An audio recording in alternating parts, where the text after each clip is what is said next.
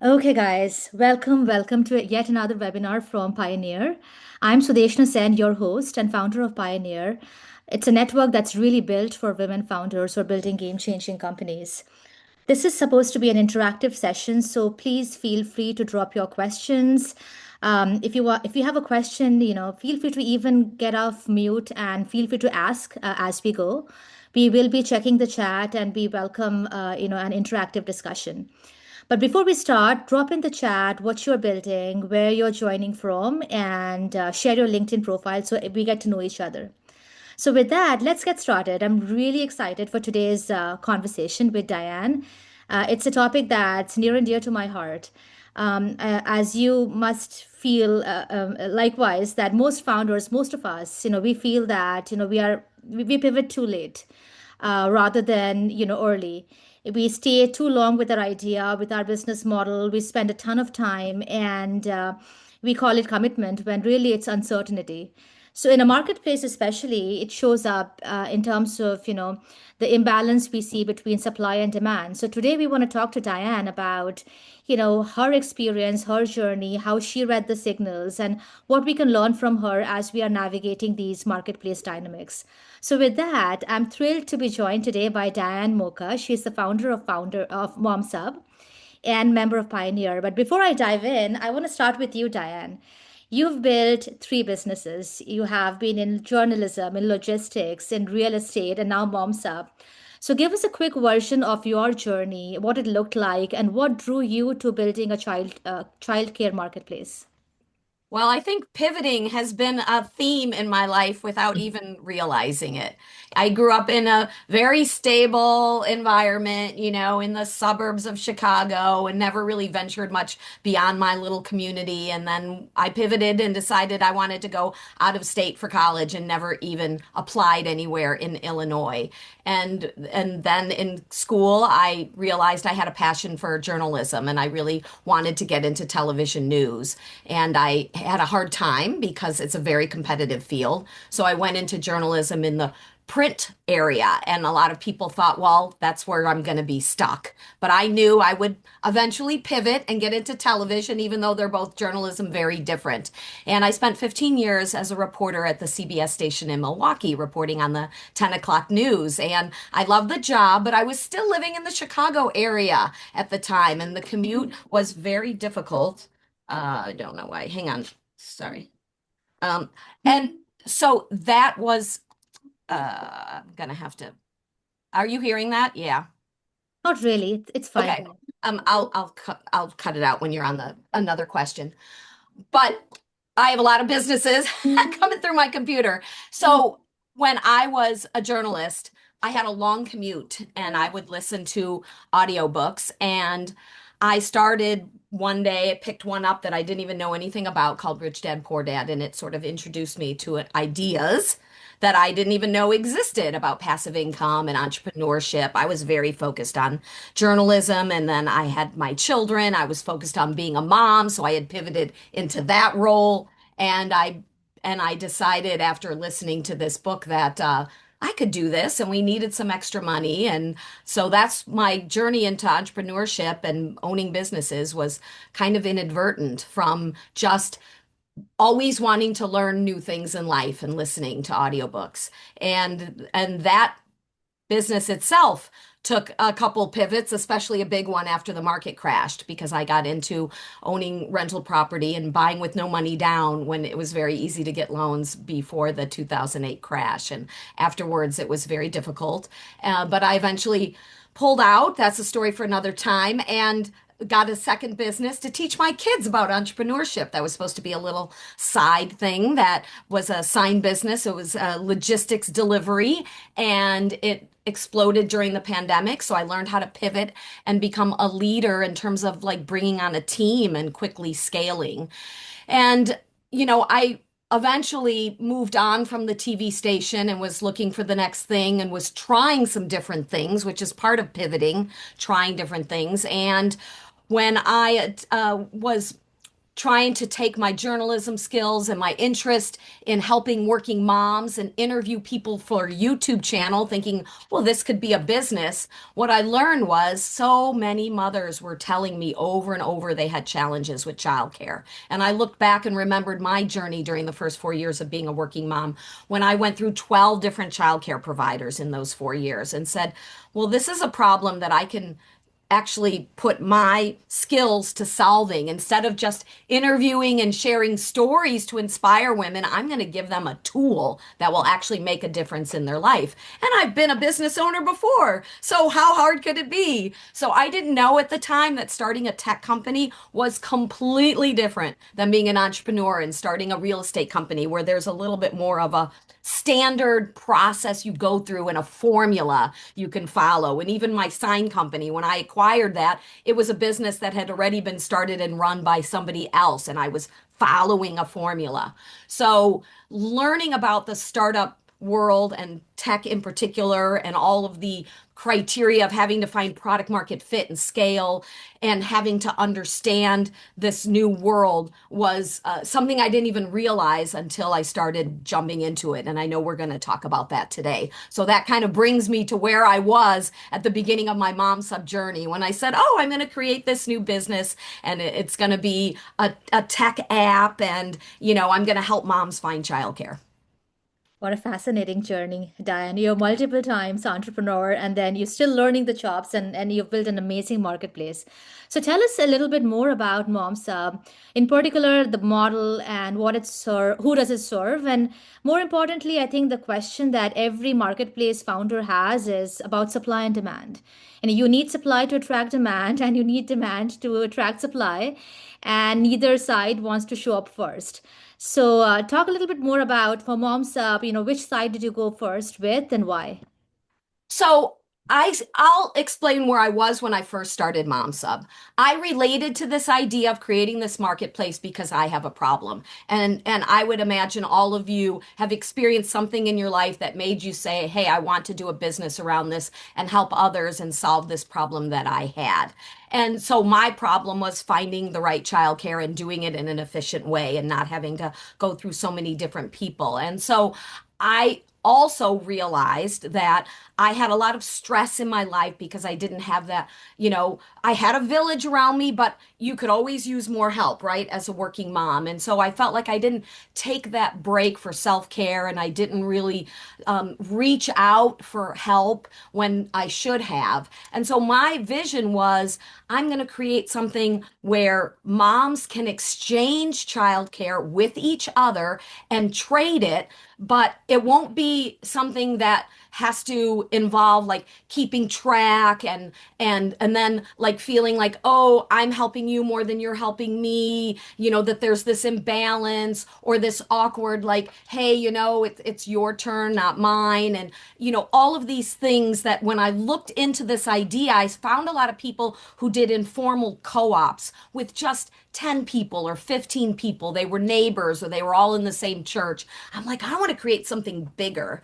And so I developed this idea of trading childcare. And to me, the marketplace was both sides were the same. They were both moms, right? Moms need somebody to help them. They want to meet other moms. Other moms want to give and help each other. And they understand this idea of I give to you and then later on I collect. And the app would keep track of all the credits and everything else. So if you did a favor for one mom, you would get credits that could then apply for you to cash in and get a favor from another mom. And then I would just charge $1 per hour to track all of this. How beautiful, right? Childcare for $1 an hour. And so everywhere I went, I just started talking to people about this idea. And I'm a writer. So I was just constantly writing up my ideas, doing research, sharing this with friends, telling people I knew. And everyone said, this is such a great idea. Oh my gosh, I love this. How awesome. You're going to change the world. I know I am. And so what was I doing to go after the marketplace and both sides?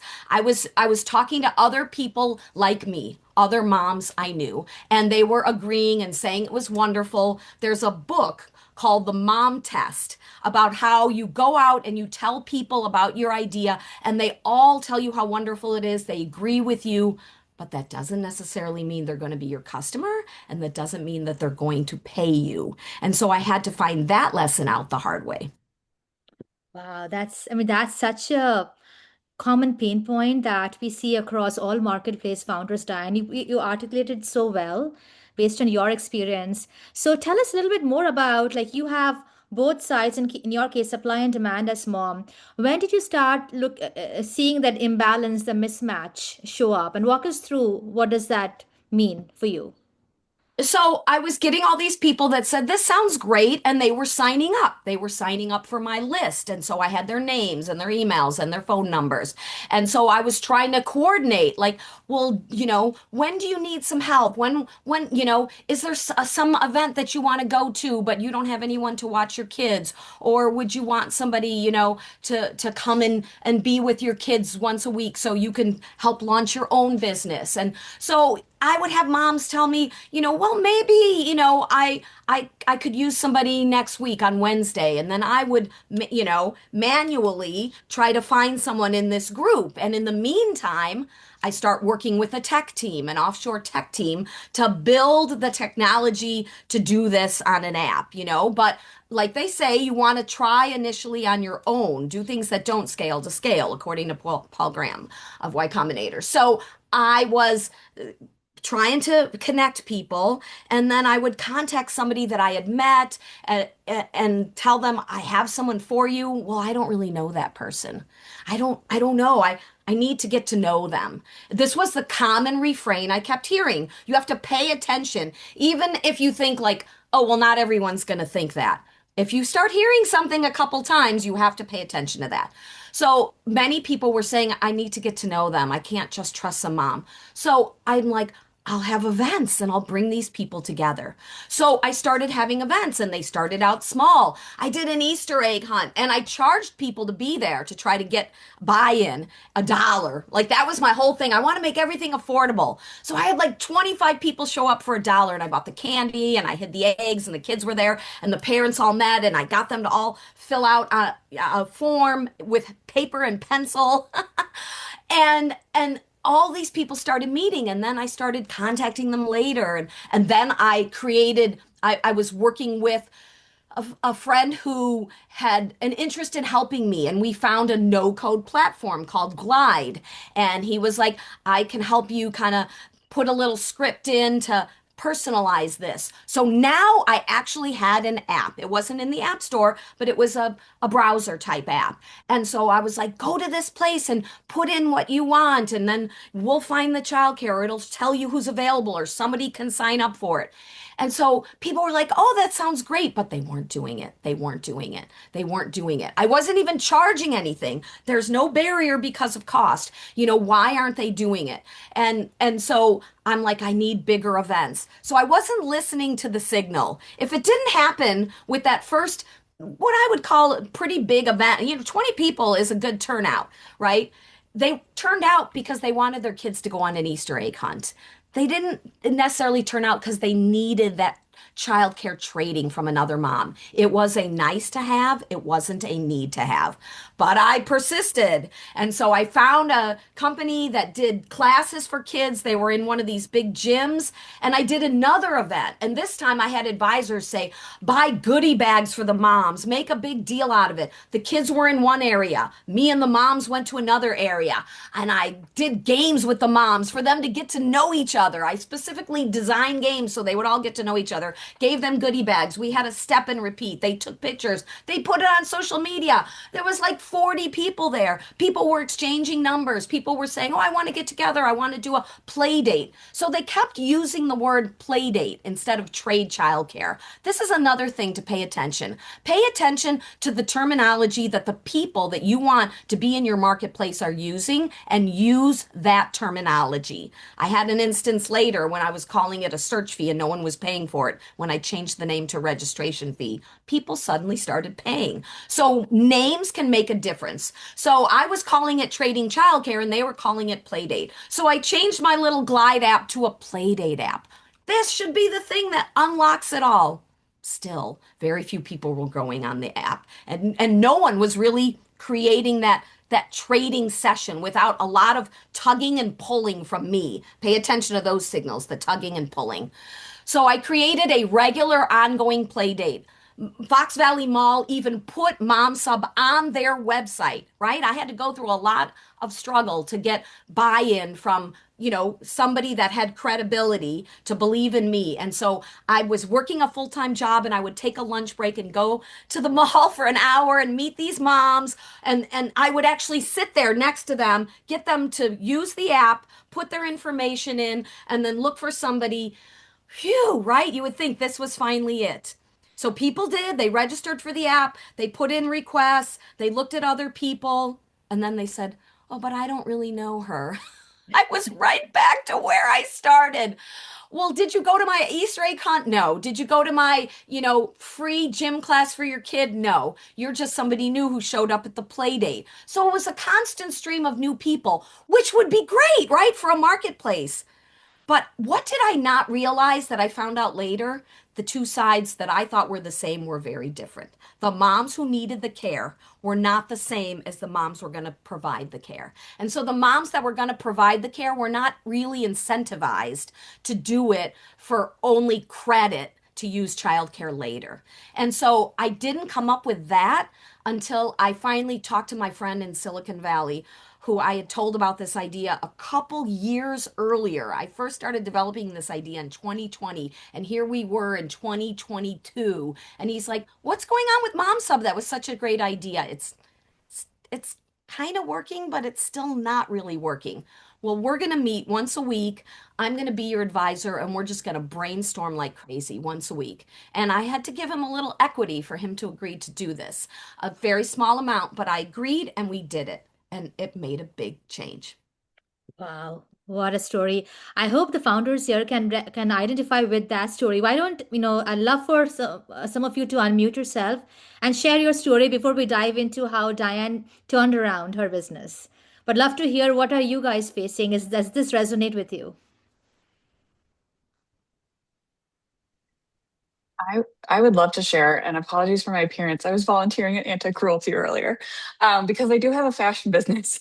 So this does not.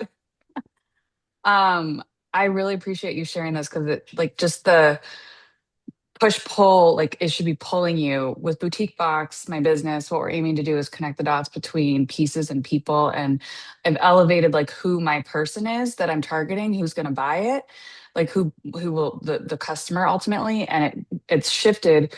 The vision is eventually was initially college to C-suite. I knew that not college, so it's like professional women. I thought rising leaders, all the macroeconomics. I'm like, no, it needs to be executive women, women leaders. We partner with independent designers, so the designer side works really well. They're like, yes, we need alternatives to department stores, but like the customer, she's got all the things pulling on her time. So I'm really excited to dive into it, like 100%. Please, I want to hear the things that shifted your thinking. And thank you for this space.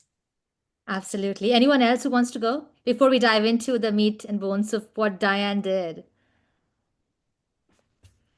I would like to go, but I've also lost my voice. So if I just stop halfway, that's it. Go ahead, So Pushkala.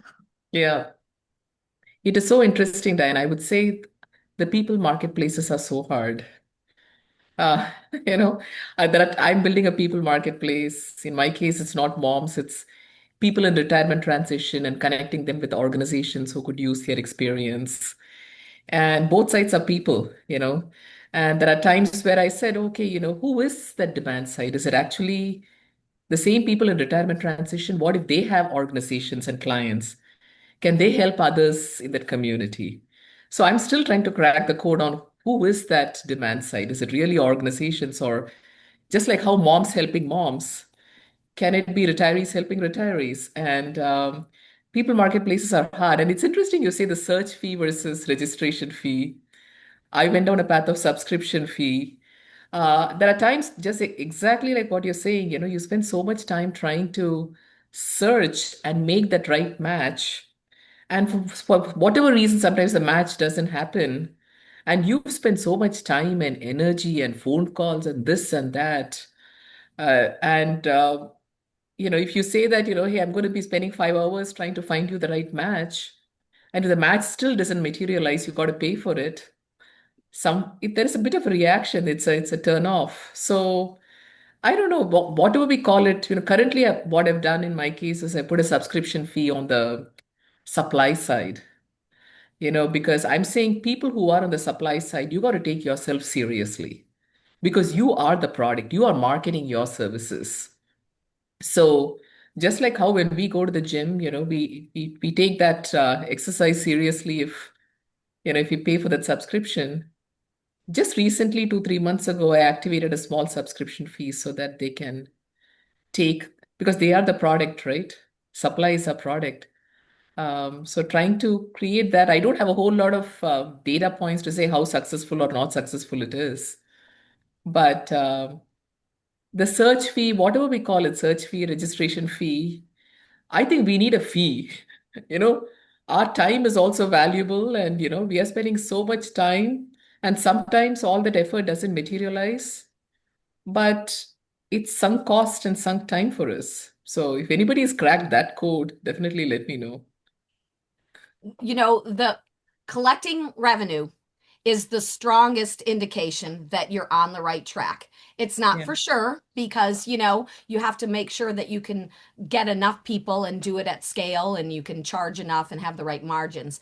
But just collecting revenue is a big sign. And I'll explain, you know, about how I saw the difference between, when people were saying, yes, I want to do it, and then maybe even getting the app and maybe even putting their information in versus asking for funds. And we're so afraid in the beginning because we just want to prove product market fit and that our model works that we're like, I don't want to charge. I don't want that to be a barrier. But I found out that I lost people when they didn't pay, and I was more likely to keep people in recurring as a recurring user when they did because they suddenly had skin in the game and buy-in, and I'll explain that later. Yeah. Yeah, I'm curious to know what was your business model? Who's paying? Are you charging your supply side or you see, maybe Yeah. you can talk to it at some point. Yeah. That's exactly the next question, Pushkala. Yeah. You a Yeah. nice lead in. So Diane, talk to us about your pivot in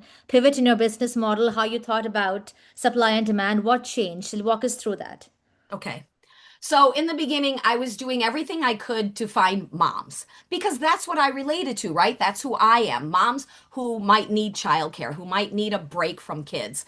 I even thought I had come up with this genius idea to do guerrilla marketing and go walk along the pickup line. Every school in America has the moms just sitting there, right? There's 10, 20, 30 of them just sitting in their cars doing nothing but on their phone, waiting for their children to get in the car at the pickup line. So I printed cards, hundreds of cards, paid hundreds of dollars, and went to all these different places, passing out all these cards. I did a trunk and treat where I met over 1,000 families, handed a card to every single one of them, and never got any return on any of that.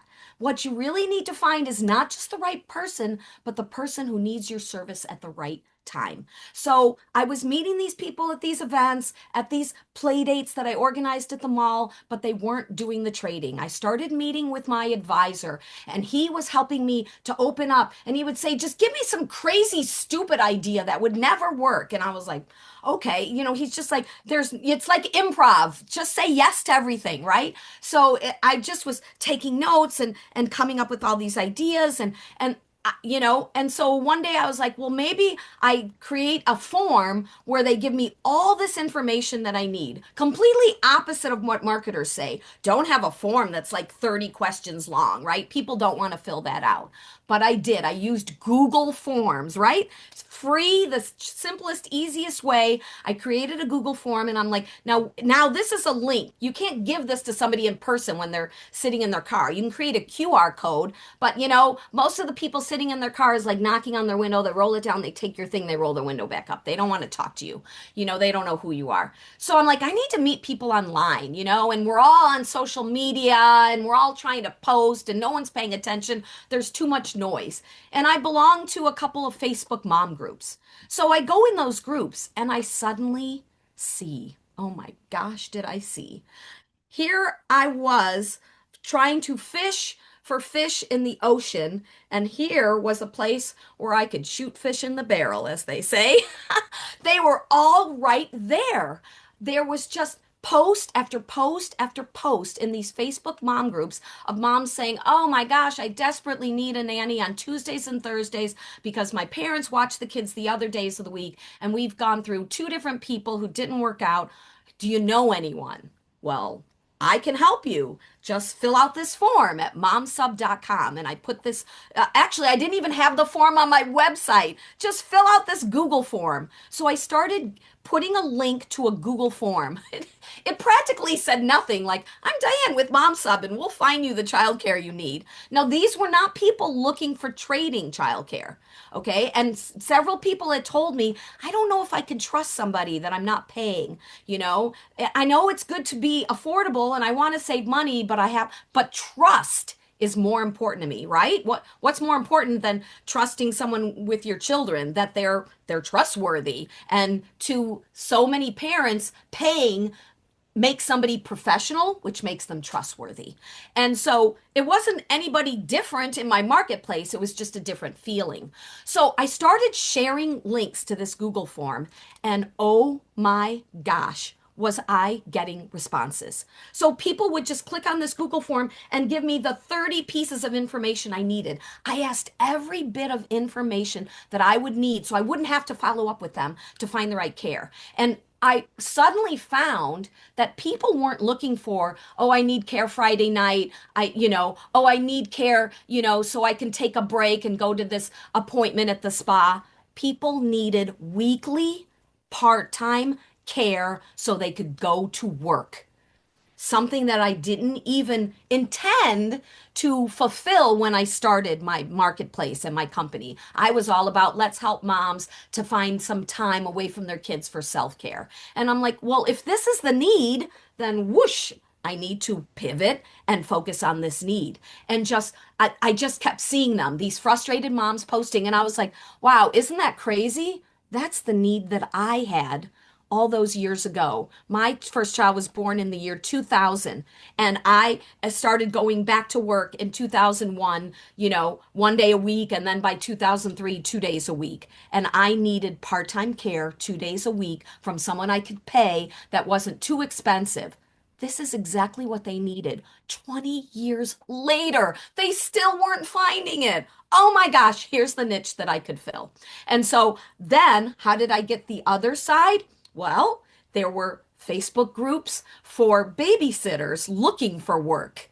So once one place started coming to me, instead of me feeling like I had to pull them in, I'm like, okay, here's the pond where I need to fish. What other groups are there? I'm now part of like more than 100 different Facebook mom groups and probably 25 different Facebook baby groups. But in the beginning, once I started seeing this demand, then I realized this is what I need to focus on, joining these groups. And these groups are very walled off and private. You have to be a mom to enter. You're supposed to live in their community. I didn't want to go in under any false pretense. So I would fill out their little form to get in, and I would say, "I work in Des Plaines. I work in Rosemont. I work in Joliet. I work in Huntley." I would say that I worked in all these communities because I did. My app served whoever was available. And in the meantime, I had already spent $6,000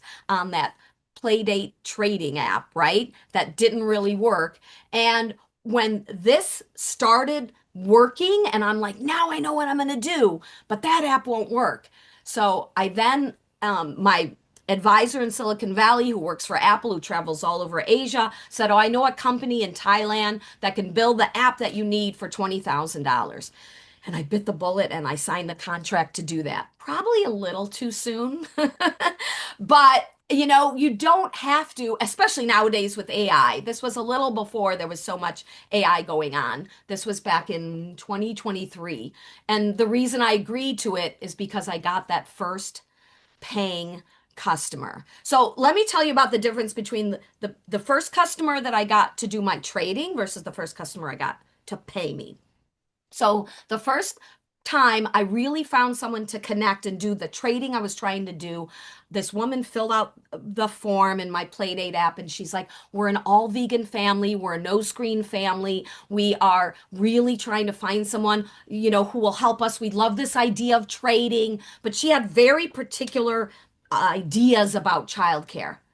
I'm like, my cousin Lauren is just like that. She's like total hippie trippy vegan, no screens. I'm like, and she's got a little girl the same age as Shivani's little boy. Oh my gosh, I'm gonna connect them. And so I contacted them both, and they were like, this is awesome. And I made arrangements. And of course Lauren trusted me because this was my cousin. So I went there to make sure all went well. I took video, put on social media. Lauren dropped off her little girl. She went and ran some errands and did some things, so she had some me time. She came back, her and Shivani hugged. I got all this on video. They said how great this was, but they didn't really use my tool, but that's okay. But it was because I knew somebody who was very specific. How easy would this be to duplicate? I never really duplicated it again. Okay. And that's what I just kept trying to duplicate. Did I make them pay me $1 per hour? My model was that the parent pays. I think I did. I think I told Shivani, okay, you owe me $4, right? And so but it worked because I already had buy-in from both of them and they already knew me personally. So with the Google form that I now was putting into these Facebook groups, I'm seeing all these criteria of what people need. And I created the same kind of form for the babysitters and the nannies, and I was seeing all this criteria of when they were available. And when you do a Google form, you get a spreadsheet. So I'm looking at one spreadsheet and comparing it to another, trying to find the match. I mean, at one time I had like 50 of each and I couldn't match any of the moms. They had such specific needs and these other people had such specific availability. I'm like, oh, I know it's out there, right? The puzzle piece that fits that family is out there, but how do I find that puzzle piece? And eventually what I learned is I need to have 5 to 10 times more supply side in my particular marketplace to find the exact criteria that the demand side needs. But at that time, I had about 1 to 1.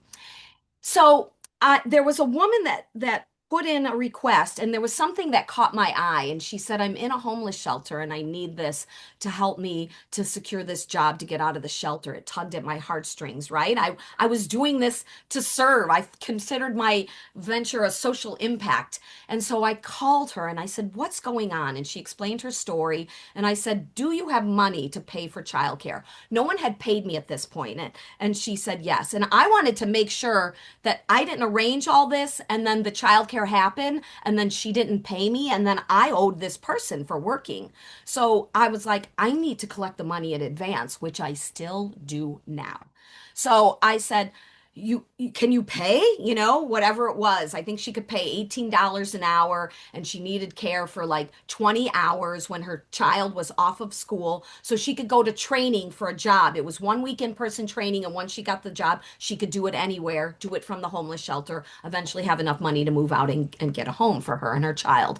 And she said, "But I can't find anyone to watch my child. The homeless shelter doesn't help me with that." Wow, that's crazy. I'm going to do this. I dug in my heels and I said, if I could connect Lauren and Shivani, I could connect Amanda and somebody else. And so I found this somebody else, and I said, I introduced her to Natasha, and I went there again and I got all the video and it was great and it was huggy. And then I said to Amanda, "Now you need to pay me." So I sent her an invoice and she paid me. It was like $250 or $300 for this week of care after school. And Natasha picked up her little boy, took the little boy home. Natasha had a son herself who was like a year old. The kids played together. It was like on my vision board, what I envisioned. They were both moms. I had brought them together. One side had paid me. And so at that point, that's when I decided to hire the company to start building the app and to do it in a different way. This wasn't trading childcare. This wasn't play dates. This wasn't for moms to get self-care. These were moms who needed care part-time from someone that was trusted and reliable. They would pay in advance.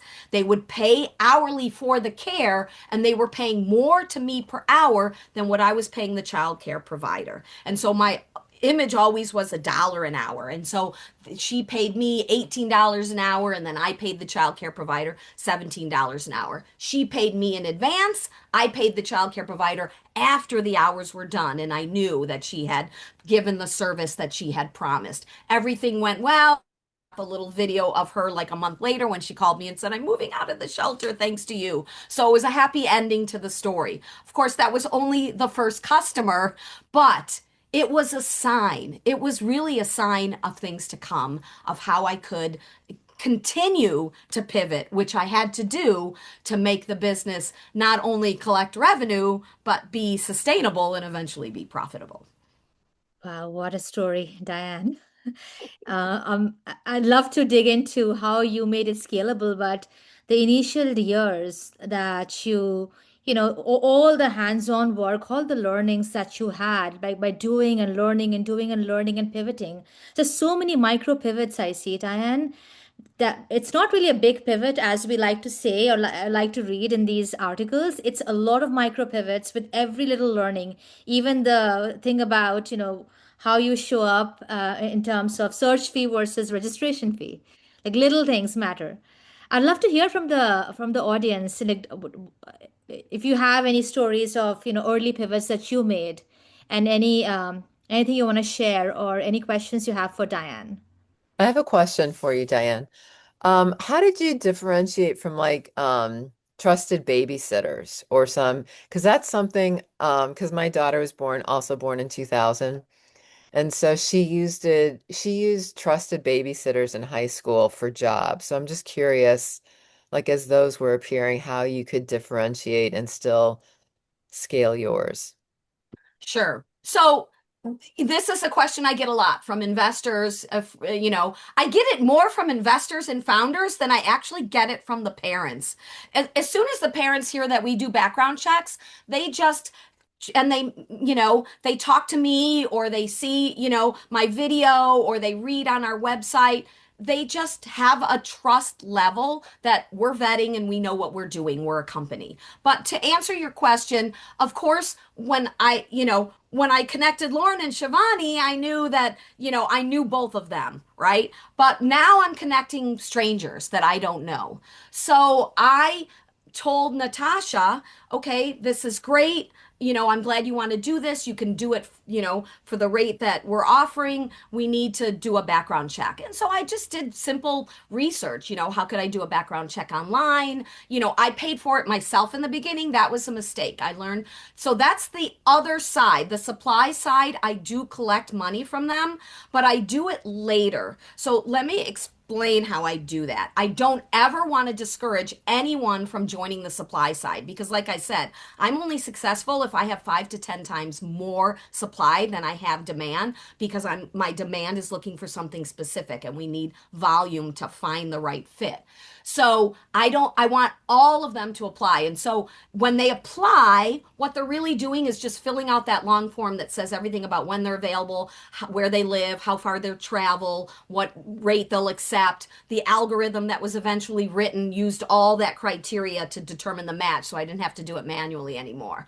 So the parent, the way it works now, the way it worked then was I said to somebody, here's the match that I think is going to fit, but the parent has to give the final approval. And so when the parent gives the approval and says, yes, I like this match, at that point, I don't share with them. I haven't fully vetted, but by then, I've at least had an interview. I was doing the interviews myself in the beginning on Zoom. Now I have a recruiter that's done them. So at least if someone says, my name is Mary Smith, it's not some 50-year-old man, right? Mary Smith shows up on the interview. But I'm not going through the additional hoops of getting their driver's license, getting their social security number, getting their background check done. And now I eventually charge them for the background check. So they have some skin in the game as well to guarantee that they're really serious. Like one of you was saying about the supply side, both sides have to be serious. But if you need a lot of volume, there's ways to bring in your users and get them to sign up before. Both sides in my marketplace can sign up and fill out the form either on the app or on the website without paying anything. They just can't move forward past a certain point unless they pay. So I do the background check. I did an interview. In the case of Natasha, we actually went to her home. I don't do that anymore because that's not scalable. So I have a recruiter who does interviews. My plan is to eventually have a digital avatar that will learn from me and all of the hundreds of interviews that I did. I will train it how to do those interviews. So I realized later that I had this unfair advantage. This is something that's talked about in the tech startup world. What's your unfair advantage? So I spent all these years as a television reporter. Well, it doesn't really relate to what I'm doing now. Well, what did I do all those years? Thousands upon thousands of interviews. And I have a podcast now, and people constantly tell me, "You're so good at interviewing." Oh, it's easy. Anyone can do it. No, not anyone. It just seems easy to you because you've been doing it for 20 years. So all of these skills with interviewing help me really find out and dig and get information from these childcare providers that the parents maybe don't even know they want to know, but I find out because I'm so good at getting people comfortable and sharing things, both good and bad. And this is all revealed in those interviews. So that's what parents see to have that first level of trust. And then knowing that we do background checks is that next level of trust. Great, great insight. Yeah. And we have a question for you from Paulina. Mhm. Have you thought about joining a competitor or merging your business with a competitor to scale faster? I noticed that a lot of startups are doing this early on instead of waiting for an exit. What's your thoughts? So everyone is different. It's not something I want to do because the competitors to me are very different than what we're offering. So our competitors offer a list. Like if Uber gave you a list of 30 drivers' names and phone numbers every time you wanted a ride, and you had to call them yourself and figure out which one was willing, available, and interested to pick you up for what you're offering to pay. That would be frustrating, and not very many people would use Uber. And so a lot of people use these care.com, Sitter City, even going on Facebook Marketplace and posting and then getting a list of people. And that's where the frustration comes in. That's why it takes parents 30 hours to find the right care. And what I'm doing is completely different. And so there are some newer apps like Bambino who don't necessarily give you a list, who give you a match, but only for what they call a one-time sit, not for weekly care. And so what I'm doing is different. And so my concern is if I merged, they might take this niche and just sort of fold it into what they're doing, and then eventually it gets lost. And I'm doing this. Yes, I want to have an exit. I want to make a lot of money, but I want to have impact. My kids are grown.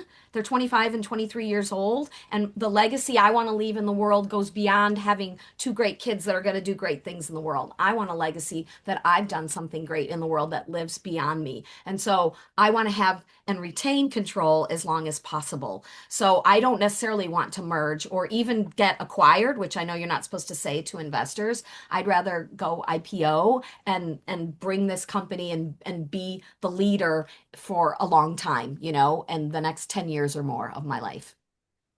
I love how beautifully you said that. It's the legacy you want to leave and the impact you want to make. Um, so let's get to the last question, Diane, and then we open the floor for questions. So you as you walk through, you've lived through a lot building this business from a cold start to a lot of traction that wasn't really tracking, and then the hard pivots, the micro pivots, all that you made and came out on the other side with a model that really works. So, if you were to give the marketplace founders in this audience three things that they can do differently starting today, what would those be? So, first of all, it's really important that you do and execute as much as possible and learn and research. I would almost say as little as possible. Of course it's important to have information and to learn from others, but it's very easy trap to fall into talking about what you're doing versus doing it, researching what you're doing, going back and forth with chat gpt, coming up with ideas and models, designing if you like that kind of thing, building product if you like that kind of thing. All those, I'm a communicator, so talking to people about my idea was what I spent a lot of time, instead of actually saying, when do you need care? Just cutting to the chase. Okay, let me see if I can find someone. Are you going to trade or not? So I needed to pivot sooner by doing more things sooner. And doing means actually interacting with the people who are in or going to be in your marketplace. And so if you're going after B2B, it's harder because, you're contacting companies and they're not necessarily getting back to you. Who are you going to talk to? You have to come up with a way to talk to both sides of your marketplace. And it may be that you reach out and you say, oh, I have this great solution. They don't get back to you. So you pivot even in your go-to-market strategy for reaching both sides of the marketplace. So then you say, I just want to do a discovery call. I just want to, I have a potential way I can help you, but I want to hear what your pain points are and I can adjust it to you. So maybe you get people to buy in that way. I've actually met clients by my podcast. So start a podcast and use your podcast as a reason to talk to both sides of your marketplace. I have a podcast where we talk to designers and we talk to women who love to look their best. And we talk about all the ways that you can put yourself together and look your best, with the help of designers and the help of online tools, and then you just start talking. So talking about it is one thing, but you've got to, if you're having trouble getting to the people that you're going to hear from, do that. If you're already talking to them both, like I was, and you're not getting them to connect, then you've got to keep trying things that are a bigger pivot, like what Sudeshna said about micro pivots. Micro pivots are important, but sometimes they're also an excuse for not making the big pivot, right? So I had this little event. Oh, let me have a bigger event. Oh, let me have ongoing events. Okay. I did that play date every week at the Fox Valley Mall for a year. It was way too long. So I was doing something that's good, but keep doing something, and when that something is not having the desired effect, do something else. And when I say do, I mean actually interacting with both sides of your marketplace and getting them to interact with each other. And if you're not, then do something else and do something else. So that would be the first one. Try by doing. The second one is to experiment more often, both wide and deep, and to avoid expending too much money and energy while doing this, because that, sunk cost can really get you down. And the emotion of running a business and running a startup in particular, which is so challenging, is important because you don't want to hit burnout or hit that wall where you just feel like, maybe this isn't working. Maybe this will never work. Something will work. It may be nothing like your vision is, but if you really want to do something in a particular space, if you really have a skill set, you can find something. It just may not be anything like what you think now. So when I think about Mom Sub now, I'm like, of course, it all makes sense, But it's if I had told myself 5 years ago, I'd be like, really? So you're charging $25 an hour? That's not the affordable marketplace you wanted. No, but I'm still helping lots of stressed out moms bring more calm, confidence, and clarity to their life. And that's my bigger vision. Keep in mind a big vision that isn't so much about the process, but more about the ultimate goal. My ultimate goal is calm, confidence, and clarity for moms through childcare. So if I'm achieving it in a different way and even my economics are different, that's okay. So experimenting without putting so much money. I wish I hadn't sunk that $6,000 into that app and I had just gone straight to the no code glide app. Nowadays you can go to Lovable and create something simple. Listen, these moms who needed this care were filling out a Google form with their address, their phone number, their kids' ages, their kids' names. They were giving me all sorts of personal information and they knew nothing about me. That's how much they needed this. Okay. So it doesn't, and it was a ugly, silly form. It doesn't need to look good, but you've got to keep trying things. And you've got to try different things with different groups. So when I say wide, and then deep, right? Going deeper and deeper. Okay, if events aren't working, if this isn't working, maybe they'll pay me. And I'll give you the quick story of the shift to the search fee versus registration fee. I was doing all this. So now I had customers paying me, right? But they weren't paying me in the beginning. They would pay me after I found the match, and then they would pay me for the childcare. And so I had some customers who I would say, "Oh, I think this person is a match." And I was doing interviews at this point. Watch their interview, and they would watch, and then I wouldn't hear back from them. Or they would say, "No, that person doesn't work." Really? It's really hard to find someone who's only available Monday and Tuesday, 3 to 6. And this person is, no, I don't want somebody that, doesn't speak two languages or whatever. And so I was spending all this time, like one of you said, with people who weren't even ended up being my customers. And I'm like, and I need to somehow collect some money. And I had my advisor saying, you've got to get money up front. So I started creating little ways to collect a search fee. And I was just getting like, yeah, no, I'll do it on my own.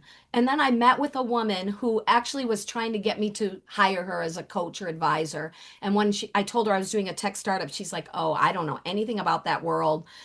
I just help people with like local lifestyle family businesses. But I can tell you from what you described about your business, you need to charge a fee up front." And I said, "Oh, I tried that and no one wanted to pay a search fee." And she's like, "What's a search fee?" And I'm like, "For me to search for them." She's like, "No, you need to like charge them like a daycare would, a registration fee. Moms know that terminology. I paid that for my kids." And I was like, "Oh, a registration fee." And I simply started calling it that, and people simply started paying. And I started with $47 and then 97 and then 197. And because I went to a seminar that said, price it at on the sevens, and then 147 and then 297 and now 397, right? So, could I have done it at 397 right from the start? I don't know. Maybe I wasn't confident enough to collect 397. So, it's okay to make those micro pivots, but keep in mind that you want to keep experimenting, not just pivoting a little bit because you're doing the same thing just a little differently. So, go deep and go wide so that you really feel that not that you're pulling them into you, but that push of their coming to you. And the big thing that I think I had to really accept was don't be afraid to pivot away from something that you love, okay? I love the world of media and journalism. I loved my job for 15 years at the CBS TV station. When new management came in and I was no longer there, I was really crushed. And I kept trying to find ways to sort of duplicate that. I'll do a YouTube channel where I do stories like TV news stories about moms. And when I did start Mom Sub, I kept doing some freelance journalism. It was hard for me to let go of that identity that I loved. I always told people journalism is not what I do, it's who I am. It still is. It still is who I am. And and and I had to let it go. They say if you love something, let it set it free. If it comes back to you, it was yours. If it doesn't, it never was. And I had to kind of let that go completely. And my advisor said, if you really want to make Mom Sub work, you've got to quit your job. You've got to go all in, go in debt, whatever it takes to work on it full time. And that meant just forgetting all the journalism. And I did. And then I realized, I could do a podcast to help promote Mom Sub and help get more customers and help reach out to the new B2B customers I'm trying to reach, to bring this to workplaces and to meet some of those B2B clients potentially through this podcast. And as I started doing the podcast, I realized I'm back to journalism. It came back to me, the thing that I loved.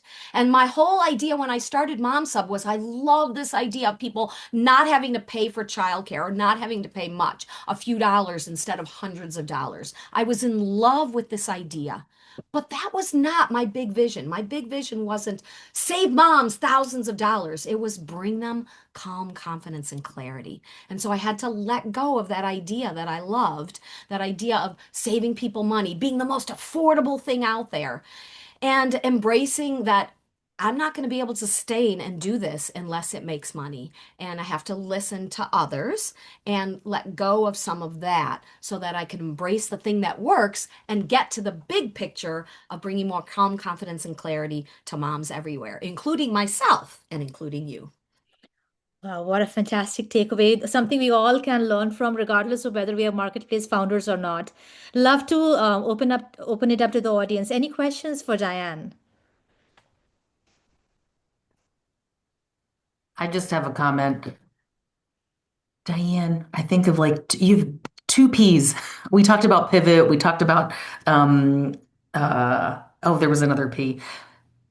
Your personality and your persistence. Every time I see you or interact with you, you just exude it. And it's amazing hearing, and I've heard snippets before, the journey that you've been on and how you've been able to pivot and, continue pushing forward with your purpose and Mom Sub. It's really inspiring and lots of good nuggets here. Thanks. Maybe the second P is passion. I don't know her, Passion, but yeah. passion comes out very clearly. You know. Ryan, just one question. I know we are at the end of the time, but where are you right now? Do you have investors? Are you still bootstrapped? When did you find your product market fit? Just some quick headlines on that. Yes, I would love to tell you that because that's the reality, right? So I was convinced to leave full-time job and any income in 2023, 2024, 2024. And at that point, I was generating revenue from Mom Sub about a couple thousand a month, but that was gross revenue. So like if it was $2,000, like 1,800 of it was going to the nannies, right? Yeah, So yeah. that's and in the meantime, I had gotten a website and MailChimp, and so Yeah. I had about 1,000 in Expenses. expenses. Okay, Yeah, not a lot, but I was negative, yeah. and so I got a couple credit cards, and I was to live on and one to pay the expenses of the business. And so I did that for about a year. And then I ended up going in an accelerator that was like, you've got to have a team, you've got to have a team, you've got to have a team. I'm like, how can I pay for a team? And so I got some VAs to offload some of the actual mechanics and coordination of the business so I could focus on the bigger picture, like things you just said, getting investors and and just looking at the financials and figuring out how to make this sustainable. I don't even know if I was thinking about that at the time, but that's what I ended up getting to. Actually, I did because I remember thinking I'm at that point I was at like 5,000 a month.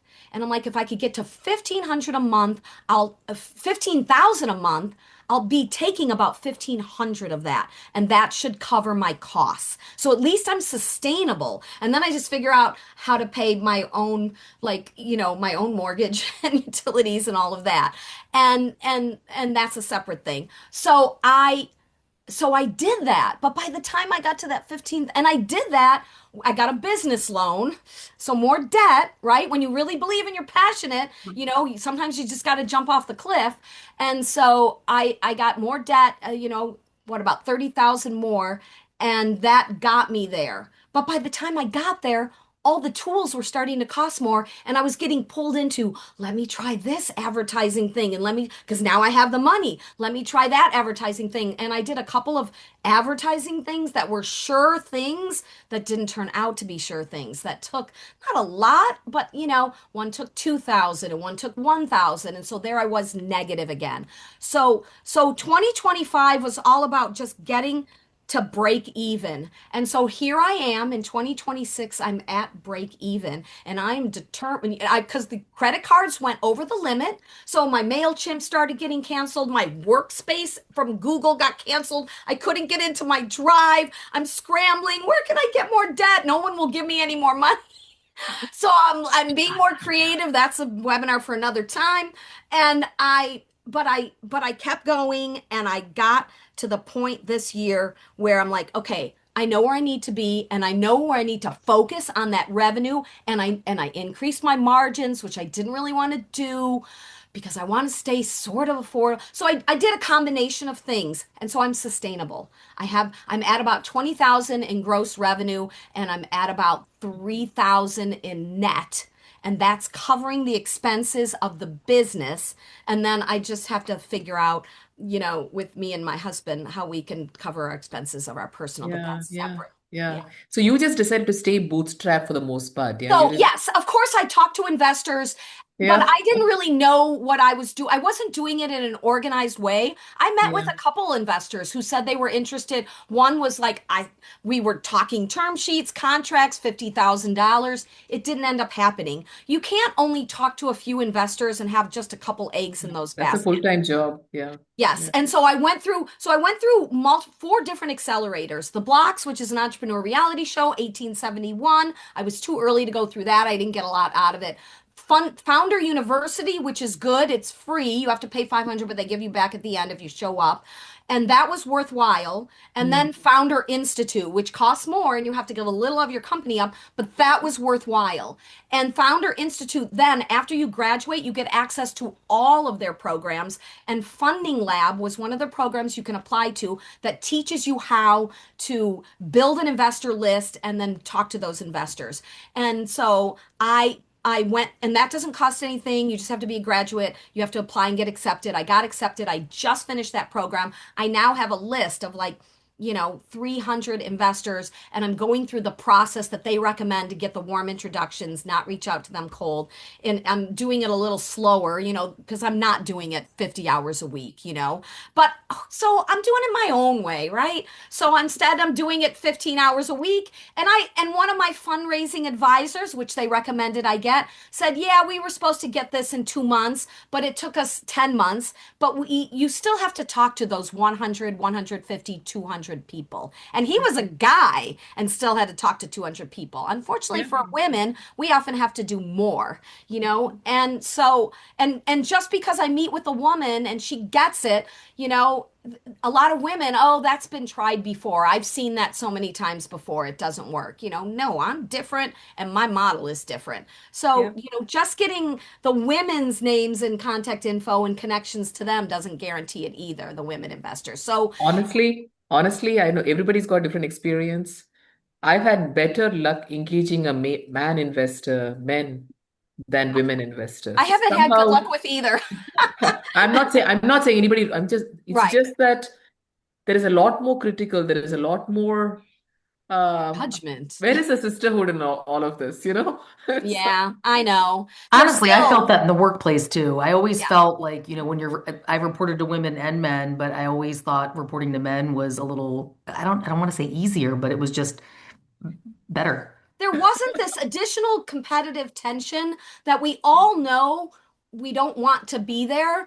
And I think we all know we don't want it to be there. And many of us try to make sure it's not there, but it comes ultimately, right, from insecurity, people not feeling, as confident in themselves, or even sometimes I feel like I'm an outsider. I interact with a lot of women who grew up in a very different environment than the blue class environment I grew up in. And and I don't try to be them. I don't get a designer bag so I can show up and fit in because I know that's not me. I just am who I am. And so if they don't accept me, that's okay. So yes, the few people that I've had, I did have one family and friends round investor that gave me a small amount, and I had a couple of men that seemed interested but didn't actually invest yet. And I did have another man who invested, but he said, "You don't even have to give me any shares. Just take this. I believe in you." I mean, it's like Oh. $5,000, but that's helpful. He said, "Take this and use it how you deem fit." He had a business that exited, and he said, So I am focused. I'm bootstrapping is not like, oh, I'm gonna bootstrap no matter what. Yeah, I want to retain control, but I also want investors. I also want to scale. I also want to grow.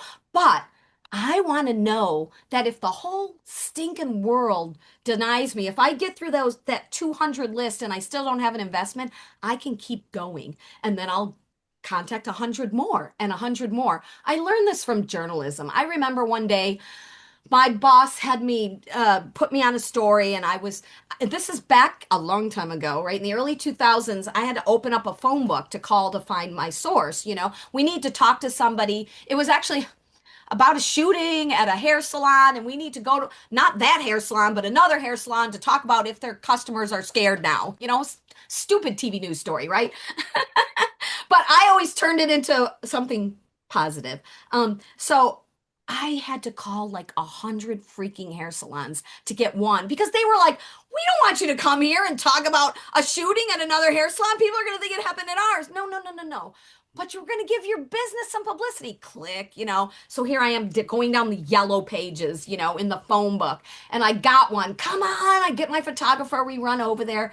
And we talked to all these women about issues like domestic violence. It turned out that it was a guy that was stalking this woman. It was an ex-boyfriend. It had nothing to do with the hair salon. And they talked about that. And that was an important message to get out there. But my executive editor wanted it at a hair salon so that we could show the videos all. So I did a story that I felt was positive, that contributed to the conversation, that shared the news. That's always what I had in my vision, right? I'm going to do a story that contributes something that is meaningful in some way, even if it's just my little 2 minutes on the news. But I had to call freaking 100. And so some of my colleagues, after they called 10 or 20 or 50, they're like, no one's going to do it. Get Diane, she'll find somebody. So that's how I feel about investors. It's unbelievable how many investors there are out there that I didn't even know until I went through Funding Lab. They just gave us access to these lists. I'm like, oh my God, thousands of women investors, thousands of angel firms focused on women.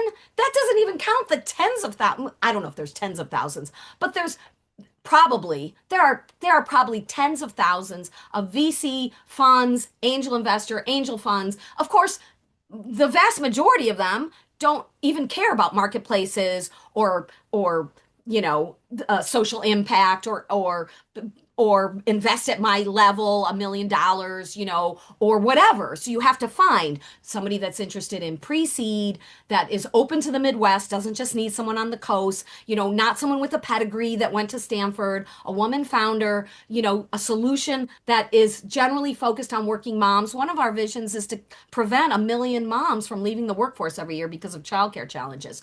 So yes, out of those, 10,000, I got to find the 500 that maybe fit my niche and then just contact them all. Right, just Yeah. we don't have time. I'll just make it in like one sentence here. I'm going through a similar journey as you are, with regards to how long do you bootstrap? And I spent some time trying to chase investors. It became a huge distraction. I personally made a choice that at least I want to see 2 years. It's not just finding the product market fit. If you can somehow, if you have a little bit of a luxury not to have to spend time chasing investors, if we can spend 2 years just trying to prove out our product market fit consistently, just like what you're saying, you've got $20,000 in revenue. If you can replicate that for another year, at least you've got 2 years of, ideally 3 years, at least 2 years of track record, then I feel the investor conversations are a little less painful. Otherwise it's such an uphill trying to prove the hypothetical, Yes. right? So Yes. it looks like you found a product market fit, you've got a good year going.